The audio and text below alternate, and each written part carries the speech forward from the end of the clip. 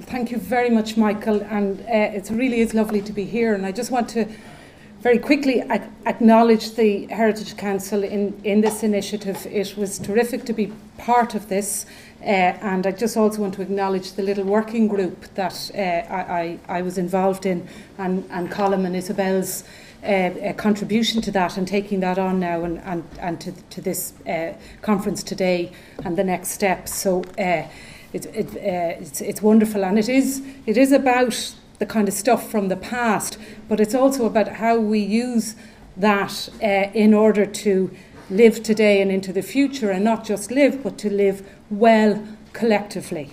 And our towns have a role of that. My talk, and I will try and be short and snappy, Michael, so please keep telling me, but it's a bit like a country road, or should I say maybe a good self-respecting medieval town. It'll be easy to get lost, and hopefully maybe we might find some unexpected discoveries. But I want to just take you through a couple of 3 towns in Ireland, and I want to talk about quality. This is Athy, this is Emily Square. And this is Emily Square in Athy, and I'm just interested in Colin O'Donoghue's statistics, which spoke about the increase in towns in the boom times. But that increase, I feel, if you drill down, is a spare tyre around our towns. And that spare tyre, like we all know, around our midriff, is not really good for our organs, which are in the centre. So sometimes, and Athy is no different to any other town, this aerial is 2000, the development happened around the edges and the town's hollowed out. But that's not what my main point, just a kind of a response. Emily Square is not just one public space, but when you start to analyse it, it's constructed of, I've identified 5 parts to it. So you've got a front square, you've got a back square, you've got a kind of a middle square, you've got a space, a hard space onto the river, and you've got a green space onto the river. And that's made by the edge are some fairly standard terraced buildings making 3 sides of that enclosure, and the river the 4th side. And then you have 2 significant public civic buildings, 3-dimensional buildings, the Market House and the Courthouse, completely contrasting architectural styles, creating the spaces, and then a very, very sophisticated urban block. And what I'm trying to communicate is the quality and complexity of our towns as spaces, as well as all the events and memories and histories that they hold. But they are not accidental, they are considered, and they lead to aesthetic and spatial experiences that do affect and influence us. And just looking at this complex block again, and I don't know if there's a pointer somewhere, but if I can just, this here is made up of 9 large 3-bay, 3-storey buildings, 3 smaller ones, and some private space in between. But it creates 4 active frontages in a very tight space. It's highly sophisticated. Let's go to Clonus. Marvellous town, Drumlin territory on the top of a hill, and the Diamond. And let's look at the Diamond, which is the equivalent to Emily Square in Clonus.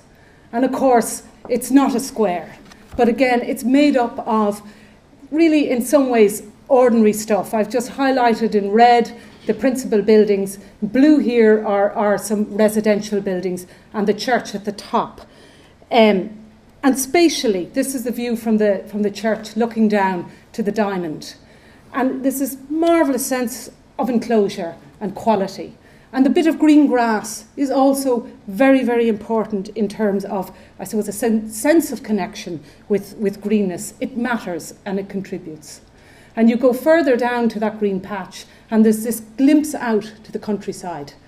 Every single town, every city, if you're in Fitzwilliam Street in Dublin, there's somewhere is a view out to the countryside and the landscape. And that's a very, very important psychological connection. But of course, Drumlin territory does it par excellence. So this lovely, lovely relationship between the building and the countryside. And looking back up the rather foreboding church at the top, and the slide is a bit dark, but I'm going to bring you up to the very top and to these three houses just beside the church. And we talk about living in towns, and we can live in many ways, and it's not just living over the top. These, again, very simple, they're arts and craft type houses, 3-storey, lovely little attic story, but they set back not this big front and back garden that our development standards need, but just enough to create enough threshold and sense of space for somebody to mark their personality and create a sense of transition. And that's right onto the main square of a busy town. Inistioge, right?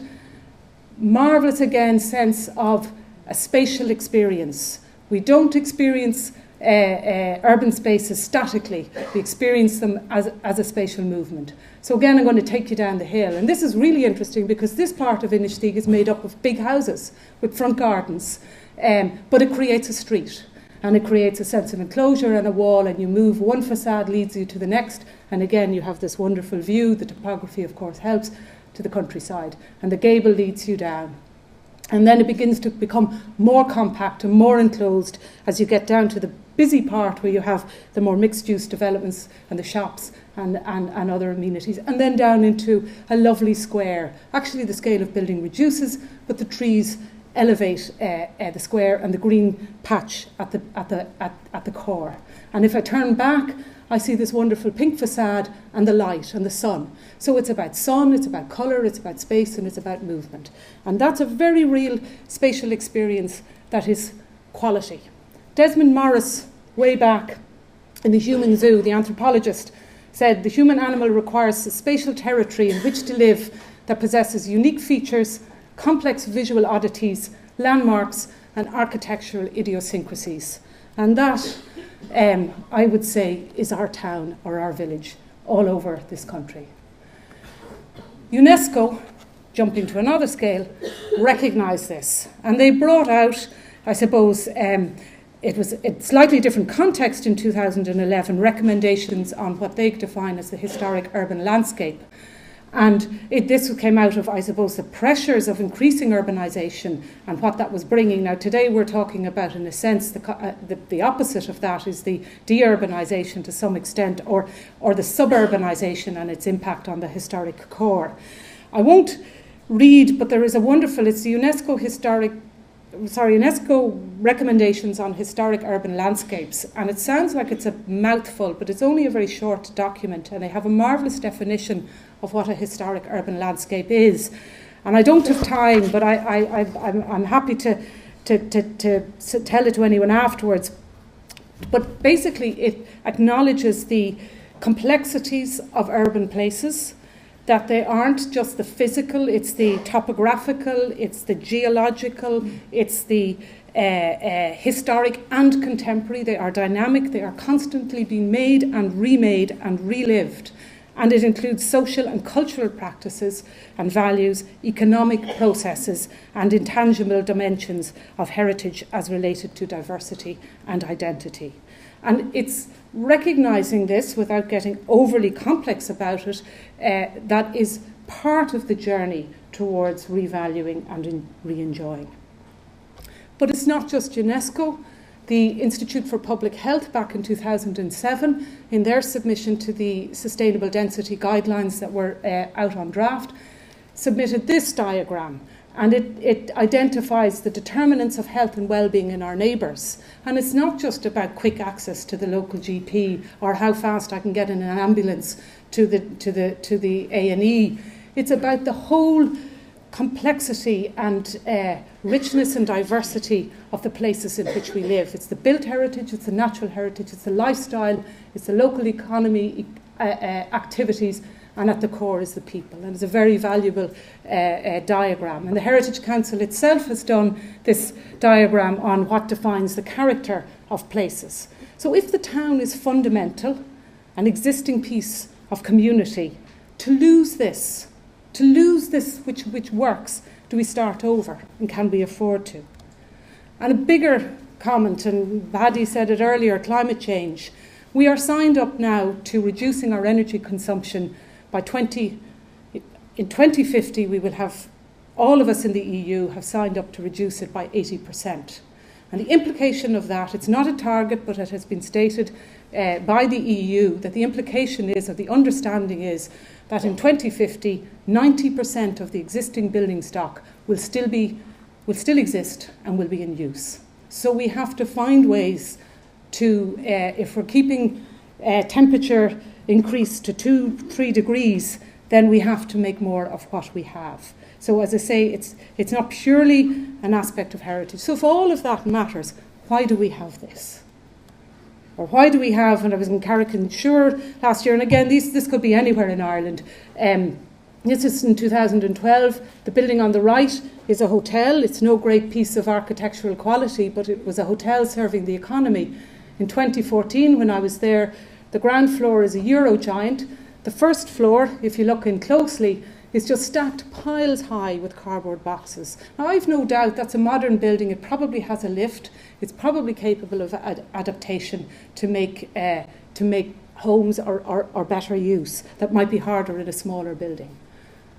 Or why do we have this, which is a very beautifully restored building, but because of certain bureaucratic problems cannot be used. It was a hairdresser and very finely restored. So just some thoughts that I have in terms of what these issues are.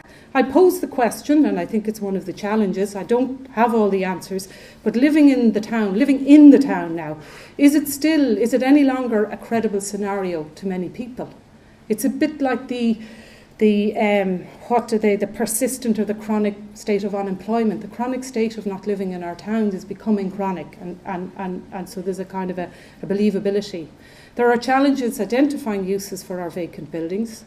Size is an issue. It's an issue in terms of the size of the building unit is often small. So for the development sector, it's going to be a very small increment. The economy scales and affordability. Equally, it could be the small unit is too small for somebody to live in the way they want to live in. And in some ways, maybe some of the towns are too small for the kind of social distance they might want from an urban context. There's limitations, as I say, the to date development has happened based on primarily a short-term speculative model. I invest and I get my return quickly, and that's where I will get money from the bank. This kind of investment needs long-term. There's a term developed, I'm not an economist, called patient investment. That's what it needs.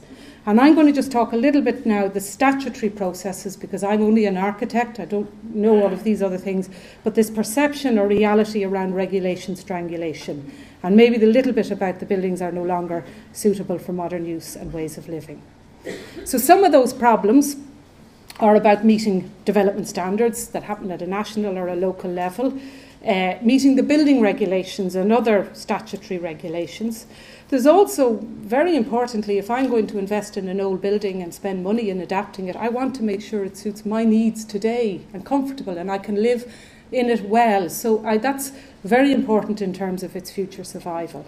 And then too often, because we are dealing a lot with inherited neglect, we're having to spend a proportion of the cost, and this would be an interesting piece of research. A proportion of the cost goes into taking the building from its poor condition into the condition it should be in if it had been maintained normally over a period of time, before you even start to spend money in adapting and changing. So they're lovely.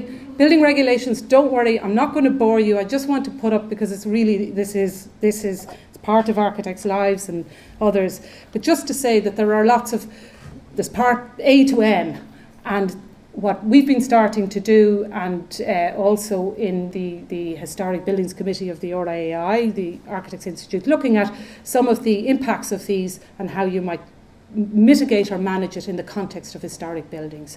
I won't go through them all. Sound is a big one. You have to, if you're going to live over somebody in a house, the sound, or beside somebody, sound, to live well, it matters. Ventilation, Part M, again, is very, very challenging. Some of those solutions, this is about accessibility within buildings. It's not economic to put lifts into every building, not just the capital cost, but the maintenance cost. So there are challenges. But the building regs do allow for, they do acknowledge the existing building, and they do acknowledge that the technical guidance isn't necessarily always the thing to follow, and particularly where you've buildings of architectural or historic interest. So we have to come up with other solutions. The development plan is often not also, on the face of it, helpful, because it has standards about providing car parking spaces which may not be relevant to an urban situation, or an extent of private open space, or a lot of it, the standards are designed for suburban contexts and not urban. So we need to get the policies right and attuned. We need to implement them with belief and advocacy, and we need to, and maybe it's a broader discussion of today, is the kind of delivery models, financing, compulsory purchase order, and then architectural and urban design solutions. I'll fly through this, but it's just there is detail.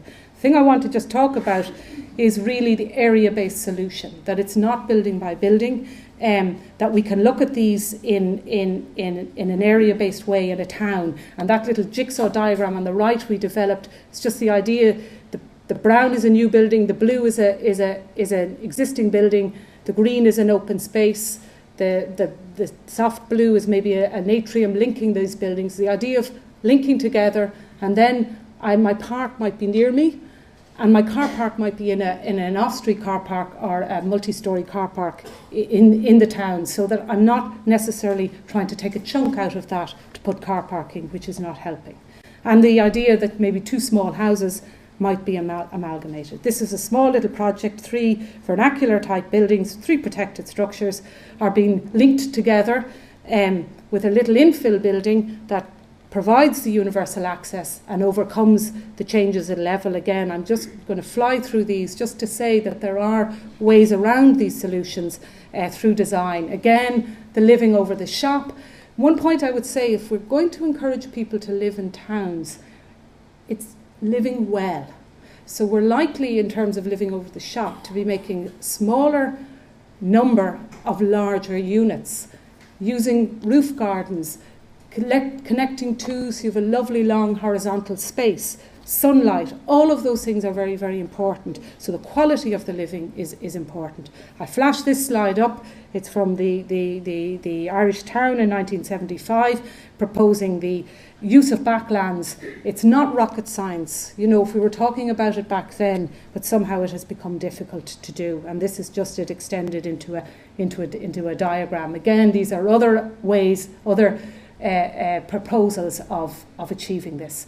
The architectural conservation area, can it do more? Can it be more developmental in its thinking? And maybe Pat is going to talk about that later on. Drogheda, just to say, and again other places are like that, Drogheda in the historic core has 18 architectural conservation areas. And I understand that because they're the areas within where certain exemptions don't apply. So it's a very legal area. But what it doesn't show is that Drogheda has a spatial entity. It's a beautiful town. And this wonderful spatial sequences go through about 6 or 7 of these ACAs. And in a way, spatially, we want to enjoy that and communicate that rather than maybe more legally and defined. So central government can help by evolving the grant aid, maybe looking at more area-based, provision of fiscal incentives. Joined up approaches, really, really important. The solutions are not in the preserve of one profession or another. They're not within the private sector or the public sector. We all have to get together on this, and we have to join up our policy initiatives. Sustainable communities and health are as critical to the future of our towns as heritage. It's all connected, and we need advocacy and implementation. Local level, we need to be able to go in a pre-planning meeting and meet the people we need to meet all together and sort out all the problems early on, not individually like it's a big, long marathon hurdle race. That's enough said on that. So joined up thinking, joined up practice. Share our guidance. Let's not be hiding if we've solutions. Let's share them and find ways of doing it. multidisciplinary pre-planning consultation, collaborative, fiscal. And I want to finish very briefly by saying, if we can distill it really right down, Theaster Gates is a Chicago-based African-American artist. He started out as a planner. He studied religion and ceramics. He is now doing a really, really interesting form of, social practice. He repairs buildings and he takes people out of unemployment to work on them. And I came across him in Germany a number of years ago. He had taken an 1840s Huguenot house, had taken 4 German labourers out of unemployment, trained them up with his Chicago. Anyway, he was asked, because he does this in a really beautiful and an inventive way, and he was asked about his approach to taste and elegance. And his line was, "My knowledge of materials and my access to skilled people, plus time, created what you call taste. I believe that things in our lives should be cared for and they should be used at the highest level of use. So part of what you saw was my willingness to care for things and invest in the care of them." Thank you.